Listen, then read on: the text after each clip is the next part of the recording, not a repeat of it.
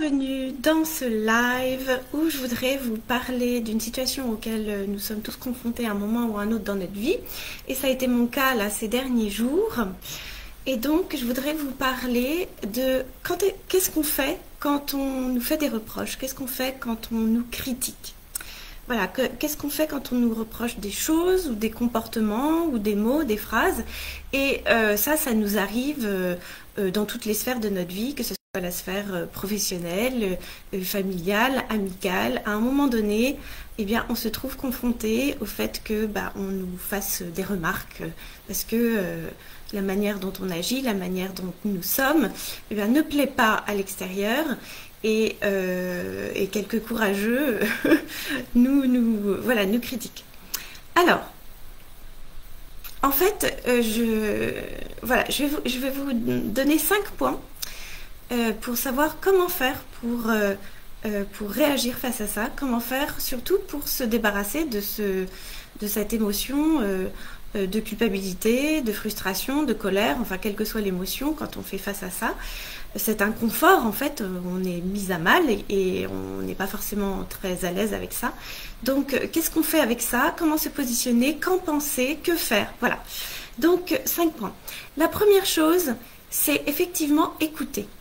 D'accord? Parce que si on nous reproche quelque chose, si quelqu'un ouvre la bouche pour nous dire en face ce qui n'a pas été, eh bien, c'est quand même intéressant d'écouter. Alors, c'est pas facile, je ne dis pas que c'est facile, mais c'est essentiel d'écouter, d'accueillir et de recevoir ce qui est en train de dire. Parce que il y a peut-être un peu de vrai dedans, ou peut-être pas, mais c'est important d'au moins voir ce qu'on peut en tirer. Parce que parfois, voilà, on n'est pas parfait, personne n'est parfait. Parfois, on a certaines réactions, parfois, on a des mots trop forts, parfois, voilà, on se laisse aller à certaines choses et ça ne convient pas. Et ça peut être utile pour nous, pour notre apprentissage, pour notre évolution, pour comprendre et toujours apprendre, de savoir redresser le tir, de savoir mieux se positionner face aux autres. Bonjour Maggie, bonjour Lorraine, bienvenue. Et donc voilà, donc écoutez, parce qu'il y a peut-être à en tirer de la graine en fait, face à ce qu'on est en train de nous dire. Peut-être que c'est justifié, peut-être que ça ne l'est pas.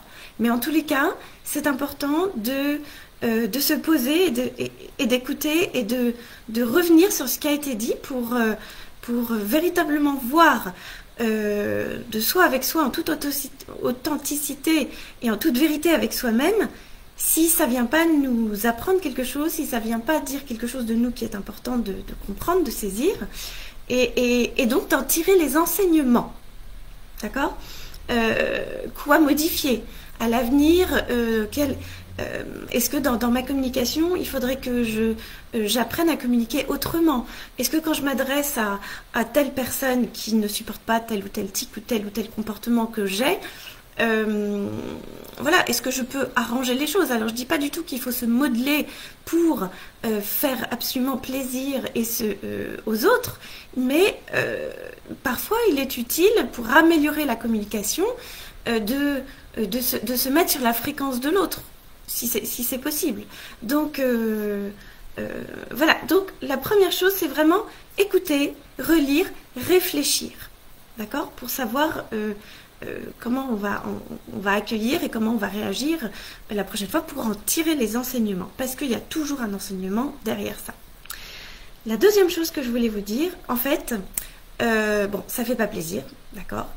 Et la chose auquel nous sommes confrontés quand ça fait pas plaisir, enfin, qu'est-ce qui se passe quand ça fait pas plaisir? Et ben, c'est juste notre ego qui est blessé. D'accord? C'est juste notre ego qui en prend un coup. Mais nous ne sommes pas notre ego. Et ça, c'est peut-être une des choses les plus importantes dans ce que je vous dis là ce matin. C'est que, voilà, bien comprendre que, en fait, tout ça, c'est une affaire d'ego. Et que si on s'accroche dans la douleur, si on s'accroche dans l'inconfort, si on ne veut pas lâcher cette situation et qu'on qu'on tourne ça dans notre mental et qu'on se fait un sang d'encre et qu'on nourrit ça d'inconfort et d'émotions variées, de culpabilité, de rancune, que sais-je, eh bien, tout ça, finalement, ça n'est qu'une affaire d'ego. Et donc, il faut bien comprendre ça. Que ça n'est que notre ego qui est blessé. Mais que nous ne sommes pas notre ego, et qu'il y a une partie beaucoup plus grande à l'intérieur de nous qui, elle, est directement reliée à la source, à l'univers, à notre sagesse intérieure, appelez ça comme vous voulez, à Dieu, enfin peu importe, et qui, elle, est inaltérable, qui, elle, est 100% valable, qui, elle, est 100% acceptable et aimable. Donc même si on nous reproche de ne pas avoir été à la hauteur, même si on nous reproche d'avoir dit des mots de travers, ce qui m'est arrivé donc ce week-end, même si on nous reproche un certain nombre de choses, alors c'est vrai, c'est difficile à prendre, mais la façon que moi j'ai trouvé là ce week-end et que je trouve habituellement pour justement apaiser tout ça, c'est une des premières choses que je me dis, mais attends, c'est juste mon ego. C'est mon ego qui est blessé là. Et c'est ce que j'ai, parce que je m'en suis pris plein la poire là ce week-end. Et voilà, donc c'est pour ça que je vous partage ça. Je me suis dit, mais c'est juste mon ego en fait. Donc là, on est confronté à un choix. Qu'est-ce que j'ai envie de choisir? De rester dans mon ego? Ou est-ce que je choisis de faire le travail de penser les blessures de l'ego? Ça ne veut pas dire qu'il faut tout de suite mettre l'ego de côté, non. Il faut aussi s'occuper des blessures de notre ego, mais choisir ensuite, et je vais vous expliquer comment on s'occupe des blessures de notre ego, mais choisir ensuite de lâcher prise par rapport à ça. D'accord? Donc ça, c'est vraiment, c'est le pivot. Pour moi, c'est le pivot. Donc c'est juste notre ego qui est blessé, et à un moment donné, quand on a fait le travail, mais je vais y venir, quand on a fait le travail de dépasser, de traverser ces émotions et de dépasser tout ça, eh bien, voilà, après on peut le lâcher. Après, on ne fait plus une affaire personnelle de ça. Pourquoi? Troisièmement, parce qu'en réalité, ce qu'on nous reproche, en fait, fait partie de l'histoire de celui qui nous reproche. D'accord? Donc, en un, je vous ai dit, écoutez, réfléchissez, recevez, accueillez, parce qu'il y a toujours une leçon derrière les choses. Mais, mon troisièmement, c'est attention. En fait, nous agissons et nous parlons et nous voyons la vie à travers notre filtre personnel. D'accord? Et donc la personne qui vous fait des reproches, qui vous critique, enfin voilà, qui vous remet en place, eh bien, en fait, elle ne fait que parler de elle, de son histoire. Donc, ça lui appartient à elle. D'accord? C'est son filtre. Et donc, bien remettre chacun à sa place, en disant, mais en fait, lui, sa colère, lui, ça a été dit.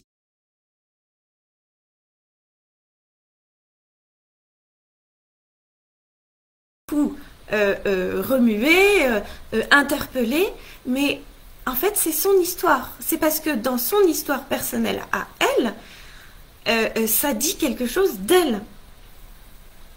D'accord? Donc, on en prend de la graine pour nous, parce qu'on peut toujours apprendre, bien sûr, mais bien remettre chacun à sa place, en ayant bien les idées claires, en se disant, mais en fait, cette personne parle de sa blessure, de la manière dont elle voit les choses, et ça lui appartient.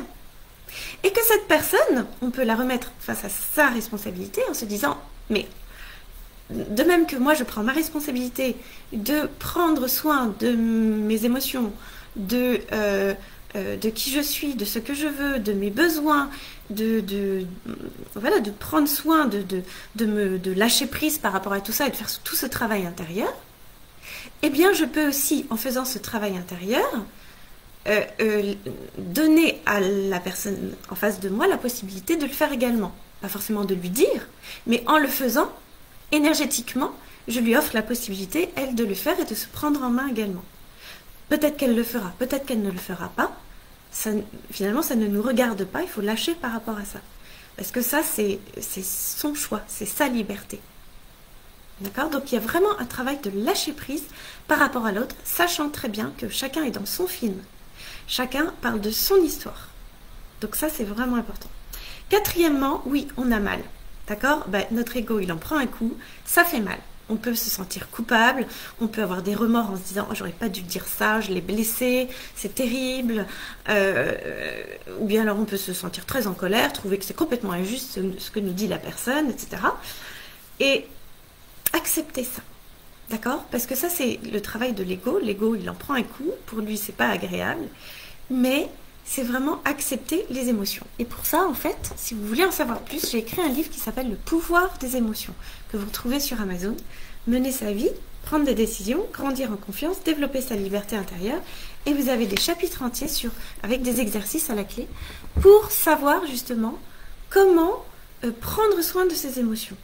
Comment se laisser traverser par ses émotions et pas rester dedans. Parce que si vous voulez se faire critiquer et avoir des reproches, on en aura toute notre vie. Voilà, faire face à des émotions inconfortables, ça fait partie de la vie. On en aura tout le temps. La question est de savoir comment je fais pour gérer et de mieux en mieux et de plus en plus facilement. Et c'est vraiment ce que j'ai pu expérimenter ce week-end. Et Dieu sait si la situation était extrêmement affective, tendue, très entrante et très... qui pouvait me toucher sur un plan très personnel. Ben, j'étais étonnée parce que c'est un travail que je fais depuis fort longtemps, bien sûr. Mais j'ai pu véritablement lâcher prise très très rapidement par rapport... à tout ce qui m'a été reproché et voilà, et par rapport à toutes les émotions désagréables que j'ai pu ressentir. D'accord? Parce que, pourquoi? Cinquièmement, j'ai fait confiance à mon corps, à l'intelligence de mon corps. C'est-à-dire que je me suis occupée de mon mental, je me suis occupée de mes émotions, mais je le fais également aussi avec l'intelligence de mon corps. C'est-à-dire rentrer dans son corps. Non pas mettre le mental de côté en lui disant va-t'en, mais plutôt en prenant notre mental et en les laissant couler vers notre bassin, vers nos pieds, vers la terre. Le remercier de faire ce boulot qui lui aussi génère en nous des émotions. Voilà, enfin, je veux dire, il nous sert aussi à vivre cette expérience humaine. Mais en le prenant et en le calmant directement et en entrant véritablement dans notre corps et en faisant confiance à cette intelligence qu'a notre corps de pouvoir gérer tout ça.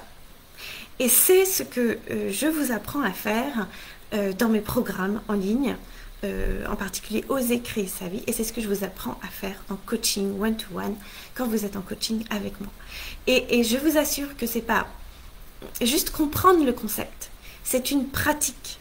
Et c'est parce que j'en fais une pratique quotidienne ou hebdomadaire que justement j'ai pu véritablement gérer, et je suis assez fière de moi de me dire que j'ai pu vraiment très bien gérer des choses extrêmement désagréables qui m'ont été voilà, dites à mon égard, mais j'en sors grandie, j'ai appris des choses, voilà, j'ai réfléchi, je suis passée à travers toutes les étapes que je vous ai proposées.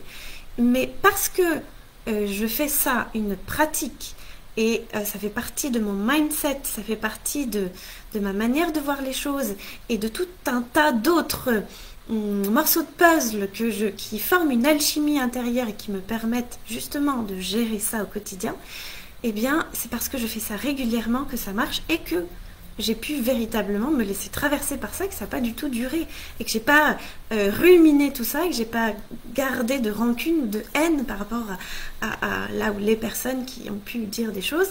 Donc véritablement, voilà, c'est pour ça que je voulais vous faire cette vidéo, parce que c'est un travail qui est essentiel, parce que ça parle de la relation que nous avons avec les autres, ça parle aussi de notre confort, ça parle aussi de notre humilité, mais ça parle aussi de notre fierté, ça parle aussi de notre ego, et puis ça parle aussi de qui nous sommes, de notre sagesse intérieure, enfin ça parle de toutes les facettes de notre être. Et ça parle aussi de tous les domaines de notre vie. Donc vraiment, voilà, si cette vidéo vous parle, envoyez-moi des cœurs, mettez j'aime, je vais la mettre sur YouTube également. Et donc n'hésitez pas à m'envoyer un commentaire, partagez la vidéo. Voilà, donc vraiment, je vous souhaite d'aller à l'essentiel dans votre vie. Et merci beaucoup d'avoir été là avec moi pendant cette vidéo. Voilà, merci Maggie.